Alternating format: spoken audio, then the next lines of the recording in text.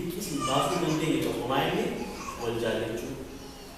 Liqii isa kan fixaa, isa kan manaas, kan makiinaas, kan maalis fixaa ofirraa isa ofirra kaadinaa.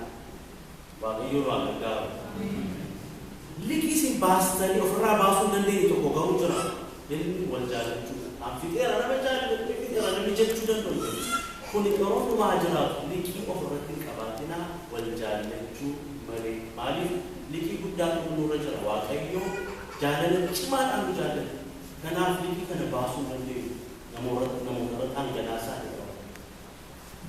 Diina jettee isin ana diina taate si jaallateera. Dadhabaa jettee isin ati dadhabaa taate si jaallateera. Akkaataa kanaan jaalladhu. Waan sirraa hir'atu immoo jiru. Kan kee harka Waaqayyo keessa jira waan ta'eef. Ulfinni kee isa biraa qofa waan ta'eef namni ulfina tokko iyyuu sirraa hin jirtu. Maal jechuudha kun? Yeroo inni ka'ee miila itti ka'u maal jechuu isaa inni gooftaan inni barsiisaan inni akkamitti miila dhiqa jedhanii tuffachuu danda'u. Garuu Yesuus yaada sana maaliif moo'e? Ulfinni koo Waaqayyo biraa dhufa. Harka Waaqayyo keessa jira. Namoota kanatu na ulfeessaa na tuffataa ni malisa. Harka Waaqayyo keessa jira. Kana jechuun dandeessu. Yoo hankee kana godhee namoonni na tuffatu. Anoo akkasii nama akkasiitti addatti gad jedhaa. Akkasnaan jetti akkasnaan jedhaa jechuutti yoo kaatanii nama biraa ulfina eeguu jechuudha. Yesuus garuu waan barbaadan irraa jedhan Phexros waan bitanii naanii xaafuu miila koo mataa koo yoo ta'e maal jechuu isaati akkamitti barsiisaa taate akkamitti gooftaa taate midhanaadhaa jechuu isaati. Yesuus garuu ulfina kennaa kennu Phexros simin ulfinni koo harka Waaqayyoo keessa jira kanaaf hin tajaajilaa. Deebi'ee akkuma isin jettan soomamini an gooftaadha an barsiisaadha garuu miila keessanii ni qaba. Isinis kana waliin godhaa. Yeroo gootan garuu namatu isin kabajaa namatu na tuffatan hin jedhina.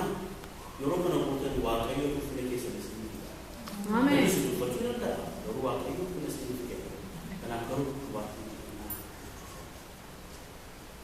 jaalala of salphisu miila itti laakkan.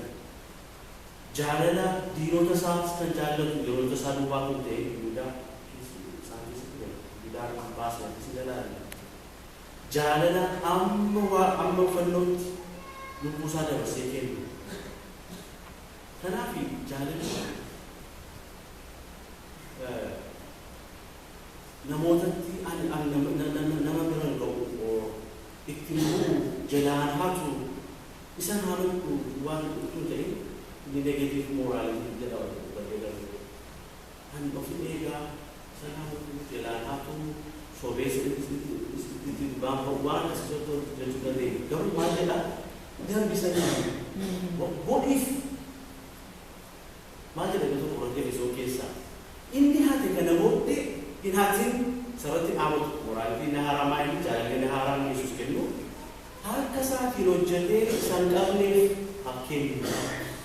Ani hinatin yang berreform ini ani hinatin apa sudah bisa ini hati karena pura hatu ise an negara angkut puluh jadi akan akan ni kojiot jadi isan kam di sana akan pula ini makabel lesa tu esudi karena mungkin ak makabel lesu kuat ada lucu sahaja makabel sana dijauh sahaja positif wanti kasih ni kurang kasih.